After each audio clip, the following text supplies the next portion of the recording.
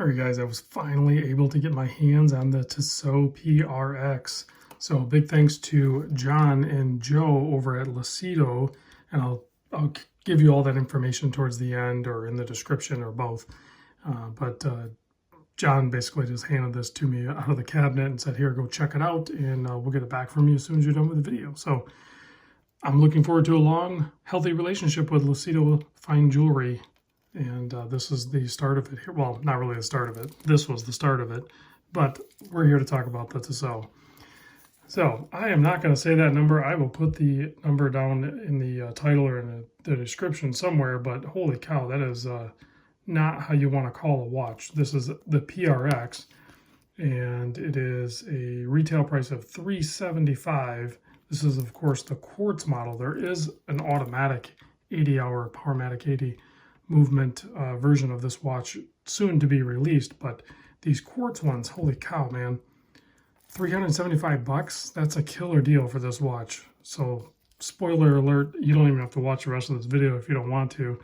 If you have the desire to go pick up a watch that is like this for under $500, this is kind of the champ. You might want to go check it out. So case size on this is a 40 millimeter. The lug to lug, I got a few different measurements here for you because you can kind of see where the case ends and then the integrated bracelet comes in. So if you measure just the case, like if you were going to remove the bracelet, but I don't know why, like you can't wear it without the bracelet, is only like 44.5 millimeter. But if you measure all the way to the extremities here with the first link of the bracelet installed onto the watch head is like 51.5. But don't let that freak you out. It still wears really good. It's only 10.5 millimeter thick. It does have a flat sapphire crystal up top. The width here, because I don't really have a lug width here, but it's like 27 millimeter right here.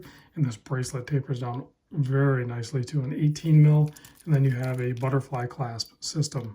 And you can fold over whatever side first. It doesn't really matter. So Tissot 1853. So nicely branded. These links are fairly short and there's half links on each side, so you're going to be able to find a good fit. I haven't sized this. This is not my watch. This is a brand new watch, but I assume they look to be split pins, so it should be pretty easy to size up. If you take a look at the case back here, you're going to see quick release spring bar pins. So I'm hoping to see a leather or fabric or some other strap option from Tissot that is going to fit that perfectly and also have the quick release. I mean, why else would they do that, right? You have a snap down case back here with some information. It is 100 meter water resist, and it is a quartz movement, obviously. I already talked about that, but it's using the ETA F06.115, which is a 4 joule very accurate quartz movement with a battery life of over 5 years, and it will have an end-of-life battery indicator, meaning that the second hand will tick twice, so you'll know you're getting towards the end. Three-handed with a date.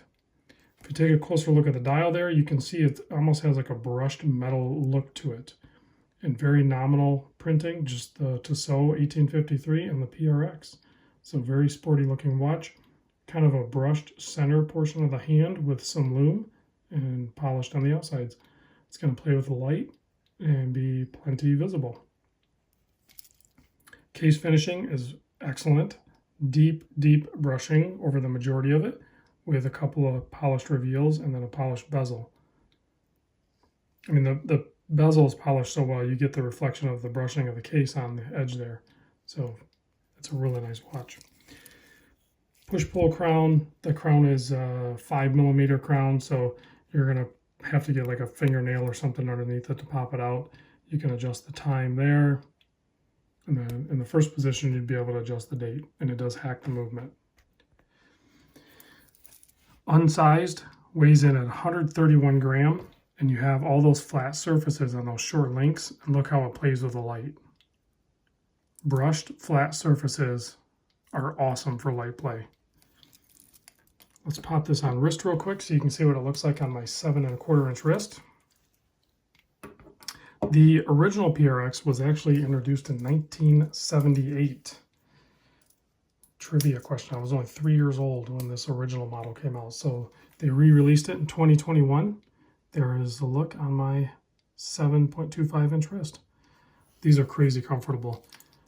There's like no haters of this watch at all, guys. This is a safe watch to buy. If you like, as I watched reviews and read some articles and stuff like that, this is an awesome watch.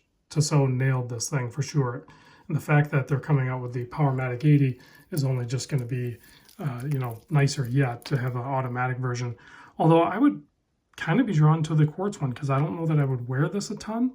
So just to have the ability to grab and go for only $375, you know, this seems like a really good option to kind of have in your collection instead of the Powermatic 80. We'll see. Hopefully I'll get one of those in at some point to check out as well.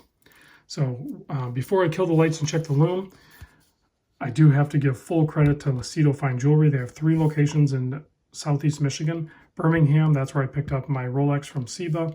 There's Rochester, which I have yet to visit. Hopefully I will. And there's Sterling Heights, which is where I met up with John and Joe. Joe Lucido and John, shoot, I forgot your last name, John, sorry. But awesome meetup. We just had a killer time. We hit it off. So check them out, guys. If you're in Southeast Michigan, you'd be a fool not to go walk into one of their stores. Go check it out for sure. The Sterling Heights location has way more watches than Birmingham does. And if you go to Sterling Heights, make sure you try to time it so you can meet up with John. He's like their watch guy there, and he's very fun. Plus, they have like a little window where you can see the watchmakers working on watches. It's pretty cool. So let's kill the lights and check the Loom on this thing. You can email or call these guys too. They will ship a lot of different brands. So there's the Loom. It's not crazy bright. It is BGW9, but you wouldn't expect the Loom to be crazy on a watch like this anyway. The handset is definitely more visible, but those indices it's such a thin application. It's still visible. It's just, you have to let your eyes focus in on it a little bit. It's not, you know, like a dive watch, like the Submariner showing off back there. All right, guys, thanks for watching. I'll catch you on the next vid.